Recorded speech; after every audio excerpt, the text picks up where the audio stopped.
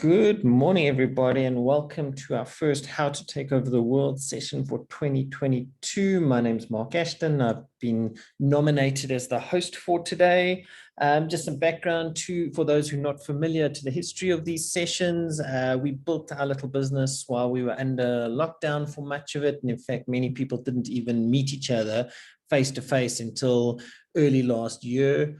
The purpose of these sessions is, often when you're in a working environment, you have the option of trading ideas around the water cooler or over coffee, and the face-to-face elements that got taken away from a lot of people during the COVID-19 lockdowns. So we set up these sessions. It happens every Friday morning. What happens is two people from the team have the opportunity to present to us, and they get to share something that they've learned during the week. It could be anything from a new language, a tech skill, a course that they've been on, anything like that. And it basically gives you a little bit of insight into the personalities that they're on the team, plus the interests for them. And hopefully it gives us an opportunity to share some of the skills across the team. And often, you get pigeonholed into being a salesperson or a techie person or a finance person, and you don't realize that you have a whole set of skills and range of skills inside your team. So for the purpose of this, we use it as a way to really share knowledge across the team. We had some inquiries last year. Could we open this up to other people and let them join and see some of the things that we learn and share? And so this is the first time we're doing this. We're going to be sharing it across our YouTube channel as well. There will be a playback facility circulated to the registered delegates as well. And we're looking forward to engaging with you. So let's jump straight into it. I'm going to give a quick background as to some of the team members and some of the things that they've been involved in this week, just to share some of the insights from the team. And then we will jump into Paula's presentation, and I will wrap up with mine. So just very quickly, who are we? We are a consulting firm tackling the twin challenges of access to finance and access to markets. On the right-hand side, you can just see some of our clients that we work with. Blossom Care Solutions, for instance, is an innovative social impact project doing sanitary pad manufacturing. We help the team from Outvest roll out their robo-advisor offering. We work very closely with Youth Employment Service doing youth employment job creation initiatives. We work with ABSA Corporate Investment Banking, doing a lot of their content for them. Dynamic Body Technology is a healthcare offering. IT Varsity is one of our newer clients that we're working with at the moment. They have been involved in technology training, and we've done stuff with the team from BE1 to 3. And all in all, we've got a nice spread of clients, and hopefully it'll give you a chance to see some of the stuff that we've been working on, and we'll be able to share some of this in the upcoming sessions. Just very quickly, some of the excitement for the week. We have just moved into some new offices in Rosebank. We were previously situated in Rivonia. This is just the team unpacking some of the stuff and getting set up. We're in the Coca-Cola building opposite the McDonald's in Rosebank, and it's definitely an upgrade. We're all very happy to be in our new home. Just a quick introduction to the team members, and just you'll see something on this. We are all co-branding this with our logos plus the team from SME.tax. They're one of our partners in it, and we're able to work with businesses doing everything from their back-end solutions and accounting all the way through to some of the access to market and client-facing or customer-facing activities. First up, just a quick introduction to Anae. Anae is effectively our GM and account executive. She is driving a lot of the engagement with the clients. She is looking after ABSA as one of our major partnerships, and she has been very busy this week updating all our collateral and introducing the team to some of the new processes that we've put in place that we discussed at our strategy session last year. Intercorso has been a content creator for us. She comes out of a content and PR background. Intercorso works with our clients to put out press releases, community engagement initiatives, speech writing, webinars, etc. She's actually working on quite a nice series at the moment where she'll be interviewing a number of the venture capital funds in South Africa and talking through their portfolios. But just one of her successes for the week, she was able to take one of the clients that we're working with is a black-owned technology business called DefTouch. They do some quite cool technology for the hearing impaired. And this is the team at Cliff Central yesterday, courtesy of some work that Intercorso had put together. Then there's Samantha. Samantha is largely responsible for our human capital. Sam has been with us for a better part of 2 years now, and she's been very much our people person. She's been working on a couple of projects. Her main brief this week is the placement of 35 youth into manufacturing businesses across the country. We're quite excited about that. And she'll also be working with the team from IT Varsity to take out that learnership offering and technology offering to our clients. Then we've got Amber. Amber is actually one of our former Yes Youth. She joined us in 2021 and has really been a standout performer for us. Ams has been very much involved in content creation, press release writing, and she's been working with the team from Dynamic Body Technology to put out a content campaign. It's been her success story for the week, has been this campaign. It's already been viewed over 2,000 times since it went live on Monday morning. She's basically been bringing on a whole lot of influencers, including Sevens rugby players, fitness professionals, and a number of other people to be able to share some of their health and wellness goals for 2022. It's been a very cool campaign, and we're already talking about extending it. Emma is here. Emma is actually based in Durbs. Emma is also working on our content and business development.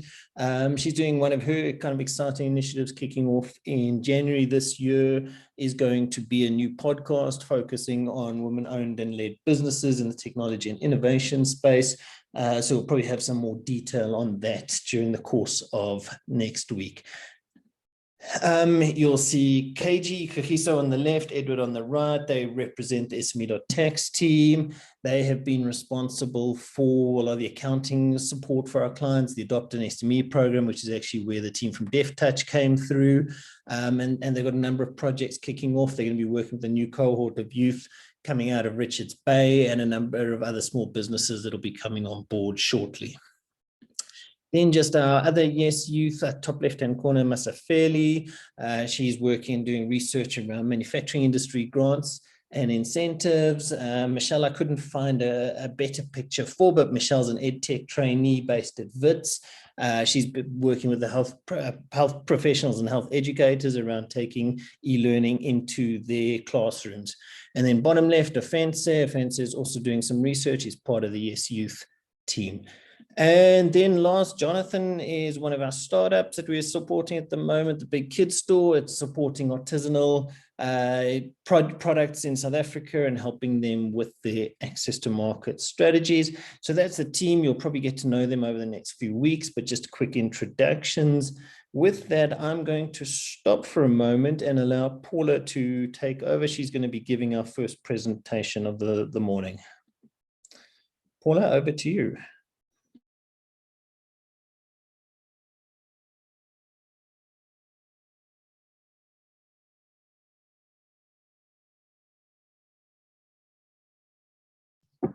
On my unmute button. Okay, thank you, everybody. Can I move this control panel, Mark? Yes, I can. Okay, don't worry about it. All right, so I am going to give you 3 Microsoft tips, really around using Microsoft Office online, and hopefully expose you to a few things that you maybe haven't experienced before. I'm currently not in PowerPoint, as you can see. I am in a tool called Sway. So the first thing I'm going to do is just introduce you to Sway and how to create a Sway. Now, Sway is quite cool. It's essentially a content curation environment that allows you to curate online content and add resources that you can then embed in another website, or you can share the link and it allows other people to view the content. Now, Sway is one of Office's, Microsoft's free tools. So all you do is you go to sway.office.com, as you can see in the top. And you can use any Live or Outlook account to access it, or you can create one of the free accounts to access Sway. So what does it look like? I'm just going to go back here. At the top, I've got an edit button, and it's very easy. As you come into Sway, it gives you these cards or tiles, and this is my first one, which is obviously just a heading. I can edit it easily. I've done the creating a Sway. So within this, I'm just going to click on it, and you can see there's a plus button. When you click in there, you can add a number of items. You can add another heading, which is what I did below. You can add text, you can add an image. So these are just basic suggested ones. You can upload a document. You could add media. So there's a variety of media types. And you can add a group of images in order to create like a stack, a grid of images, and put things together in quite an easy content way. So you basically just click on it, and it prompts you to either search for videos, or you can drag and drop a video from your file manager into that space, and you can give it a caption. You decide on the size of the video that you want it to display as, and you can then add information around that video. So any content that you write automatically comes up as a caption around, and it lays it out for you. You don't actually have to do much in the way of layout. So if you go to your device, you can then upload video content from wherever you are. I don't have video open at the moment. I wonder if I've got any videos in videos. I do. Okay, so I'm going to just add this one. Okay, I don't know why it went. Oh, it's because I didn't drag and drop it there, but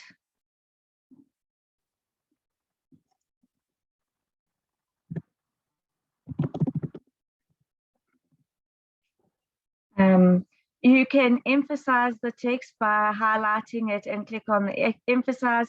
Accent puts it at an angle. You can add bullet points. You can hyperlink other content around. I'm going to make that big. Now you can see I had another video card here. I'm just going to close. I'm just going to delete this video card. Very easy to delete it. And it puts the video as the next thing under creating a Sway.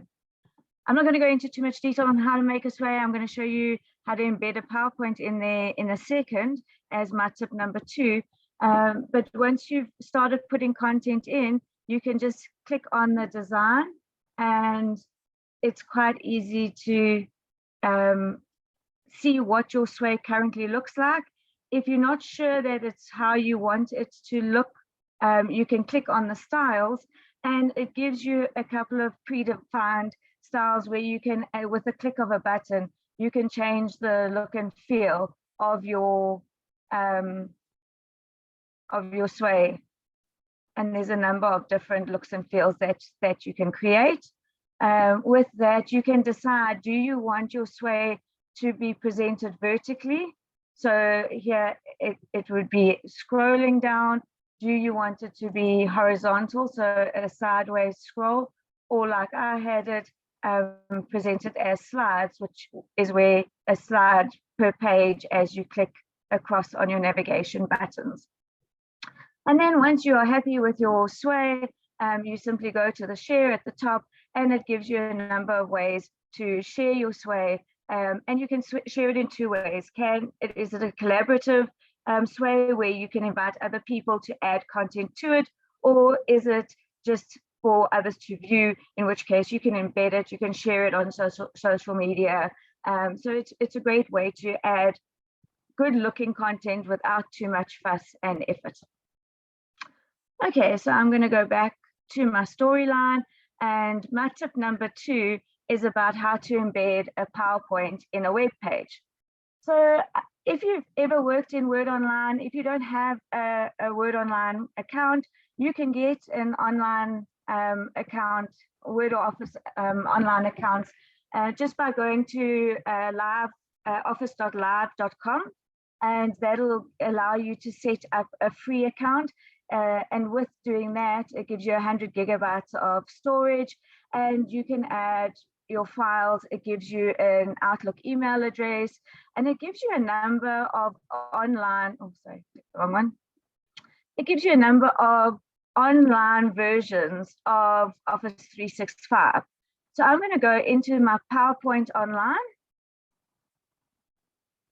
And yesterday I created this PowerPoint online on how to embed a PowerPoint on the web. So it's simple and straightforward. And what I'm going to do is go into that presentation. In an offline version of Office, I did do audio recording and added my voiceovers and things to it. And this I'm going to put in the sway, and I will share the sway with the team so you can have a look at what I've done and how I've done it afterwards. But in order to embed content, you want this presentation to play inside a web page or a blog or any online environment. You essentially need a HTML embed code. So you click on the file, you click on share, and you have embed inside the share tool. Now you need to bear in mind that this does not appear in a desktop version of PowerPoint. It's only in the online environment because it's dynamic code.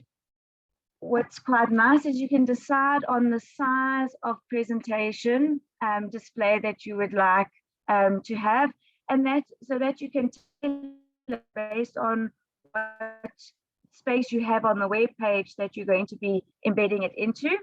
So I'm going to just pick this one, and that will automatically change the size of the embed code down here, and then Control-C will copy it. I can then close and go back to my sway, and under my embed code, I'm going to click to get a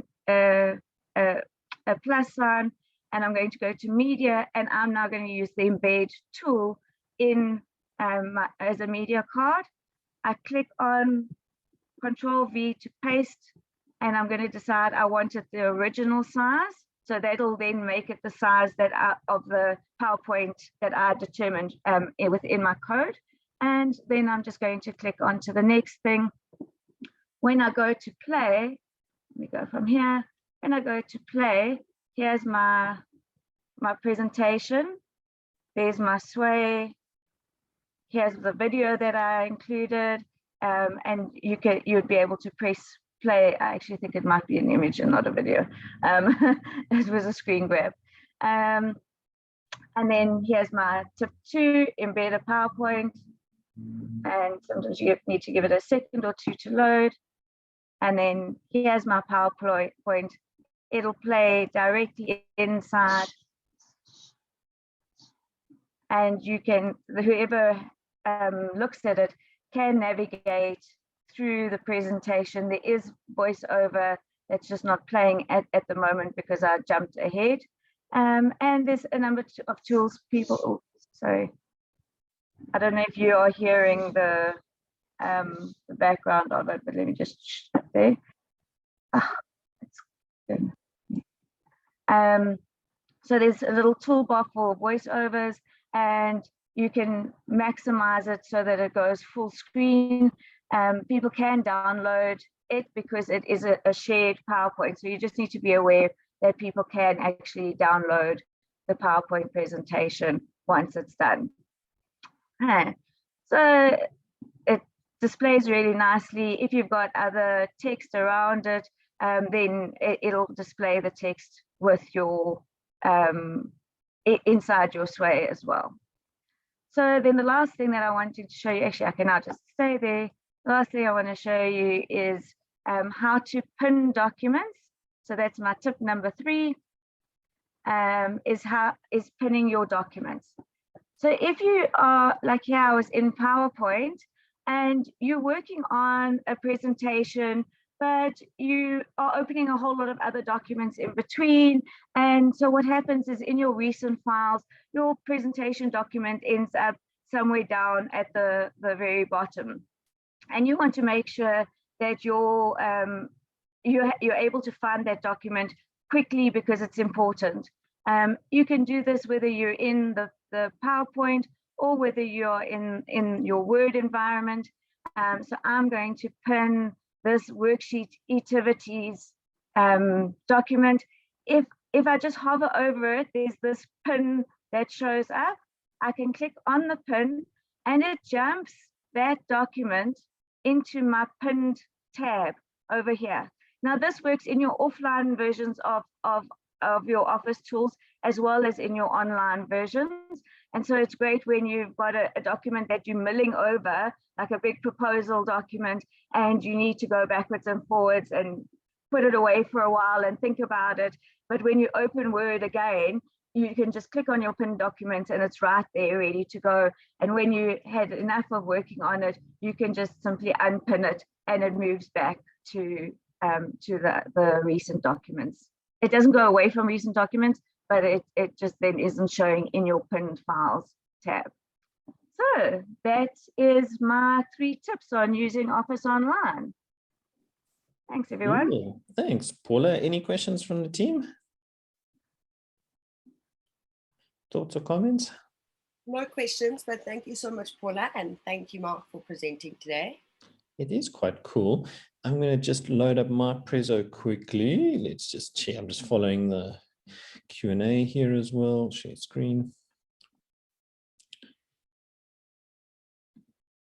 Right, so my presentation today looks at obviously the selling element and sales tips to help you basically build out a sales pipeline, and just some simple things to consider when you are looking at becoming, when you're running a small business and trying to find those early sales, how to get into meetings and that kind of thing. I know a lot of the team last year did some of this with Cheryl when they were doing that sales training.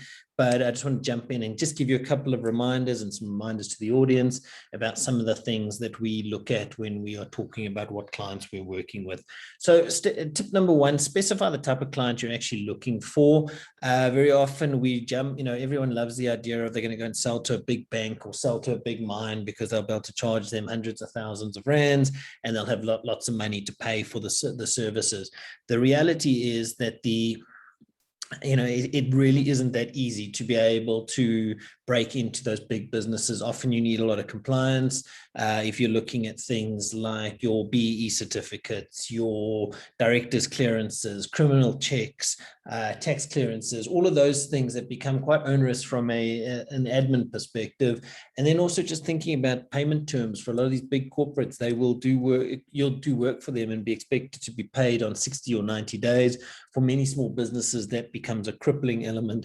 So, instead of always angling for the biggest fish in the pond, try and look at smaller clients and gradually build up a bit of a track record with them and test your systems as you go along. If you guys are struggling with things like compliance, you're welcome to reach out to myself or Kagiso or Edward. They do things like the BE affidavits. They will do things like your tax clearances. So by all means, connect with us and we'll see if we can resolve any of those issues there. But just try and be more specific about the types of clients that you're going after. It doesn't help to chase things that you don't have the ability to service. So that's tip 1 from my side. Tip number 2, evidence of success is critical. If you think about that early slide that I showed where there were a number of our clients on the kind of brag board, one of the biggest challenges you have as a small business is simply getting a foot in the door. People don't want to trust new businesses because they haven't seen them. They don't believe that you actually have the ability to execute on it. So always look to find ways to generate or prove evidence of success.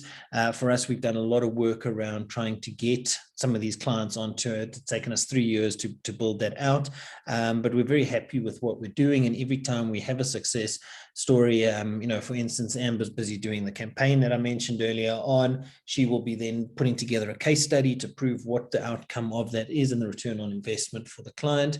But sometimes also don't be afraid to do work at an entry-level price, or even for free, if it's going to give you a credible client that will give you credibility in the rest of the industry. So evidence of success is critical. Tip number 3, organize your leads and track your interactions. I think this is one of the biggest mistakes that people make with their SMMEs, is they simply don't track their sales activities. That could be anything from reaching out to, who did you connect with in the organization? What did they say? What was their language? Simple thing like putting in place a CRM system such as HubSpot. If you want to go bigger, you could look at something like Salesforce. There's a number of CRM systems out there. You can even manage it in Excel if you're working on a very entry-level budget. But you really do need to have a system in place to track your leads, track your interactions, keep copies of your emails, because it gives you a point of reference to see where you're at with a particular client and where they are in your sales cycle. Build relationships, don't push products. I think one of the biggest challenges that you have in the market at the moment is everybody's trying to sell to everybody. It's been a tough economy. There's not a lot of business going around, and people are so pushed for generating leads and sales that they end up going out there with this idea that, the first interaction has to be a sales interaction. The reality for us has been that, we spend a lot of time kind of building these relationships, talking to people, and sometimes it takes 2 years before your relationship turns into business, but you need to be able to focus on the relationship side, not simply pushing a product. Tip number 5, understand BANT, B-A-N-T. And this is actually quite a fun sales tool, and it's something you can actually use in a number of your interactions when you're talking to clients. BANT is kind of sales lingo for budget, authority, need, and timeline. So when you go into a meeting, you'll often say, you'll try and work out, does this person actually control the budget? Or do they even have the budget to be able to work with you and be able to afford your product or service? So, first thing, do they have the budget? I mean, there's no point in you going out there and selling a product that's worth 10,000 Rand if the person only has a budget of 1,000 Rand. Now, it's very difficult if you go into a meeting and you say, well, what's your budget? The client will very often simply fob you off and say, well, you give me a proposal and I'll tell you what my budget is afterwards. There's not really a hell of a lot of information that comes out of that. So, one of the ways you can turn that question around is asking them what they spent with a similar service provider in a previous interaction. Were they spending 10,000? If you could save them 20%, what was that 20%? What does that 20% represent? So instead of saying, what's your budget, turn around and say, what were you previously spending and what are you looking to spend in the coming year? Authority. It's important that you're actually dealing with the person who has the ability to make a buying decision. So I think when you go into a meeting, very often a lot of your early stage interactions, particularly in service businesses, comes via an administrator, a secretary, receptionist, and they're really getting out into the market simply to see what is out there. It's important to be able to identify who has the authority to actually make the buying decision for you inside of that client interaction. And, again, you don't want to be the person who says, well, do you actually have the authority to make the buying decision? But one of the ways you can ask the question and be able to couch it in a politically sensitive way is ask who is responsible, who is part of the buying decision for this product, and should they all be in the meeting? That'll very quickly help you identify who is responsible for making that buying decision, and then ultimately be able to go and push that forward and help get you over the line, because you'll be talking to the right person. Need. It's self-explanatory. Do they actually have a need for your product? I think one of the most frustrating things for people doing sales interactions is when you go to meeting after meeting after meeting and you're talking to people and the reality is they don't actually have a need for your product. They're simply interested in what you're doing. And then lastly, timeline. I mean, I think one of the things is, and I've seen a number of, really interesting situations around timeline, is what you think is a sure thing and around the corner and it's, you're likely to be able to convert it very quickly. The client has a completely different timeline. So I mean, for instance, we do a lot of work in the BEE space. So you end up being able to go and say to somebody, well, what is your financial year end? When do you need to implement this by? And being able to ask those kind of questions makes a huge change. And just kind of an anecdotal and fun example where all of these elements come together. One of the questions that you look at when you look at the authority question, I actually had a meeting with one of the CEOs of one of the big 4 banking groups, presented some digital advertising solution. He said he loved it. It was a sure thing. It was all going to happen. And, I walked into the meeting with their sales and marketing team, with their marketing and advertising team, and they turned around and said, nice idea, but not really for us. And they ended up actually overruling the CEO of the bank. Now, people would say, but surely that's impossible to be able to overrule the CEO of the bank. In reality, the CEO is not the buying decision maker in that particular cluster, and in fact he doesn't even control the budget. So be careful about when making assumptions about who has the budget authority, need, or timeline. Tip number 6, and I try and iterate this to our team on a regular basis: follow up. I think we often get discouraged at the first no that we receive, or when we simply are left on our with no answer. Following up is a critical part of any sales pipeline.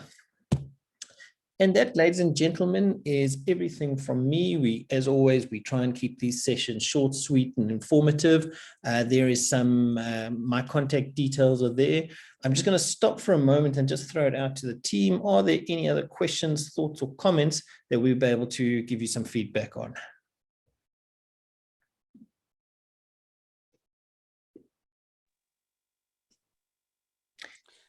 Again, just thank you, Mark, for presenting today. Absolute pleasure, Sam. I think we're going to have a lot of fun with this concept, and we look forward to being able to share these ideas. Sam, you're up next week, hey? Yes, and then I. Good, that's exciting. Ladies and gentlemen, thank you all for your time today. I'm going to stop that. I will be ending the session in about 90 seconds time, and as always, we look forward to engaging. You've got our contact details, and I think it's going to be a really exciting 2022. Thank you, everybody. Thanks, everyone. Bye. Thank you, Mark. Paula.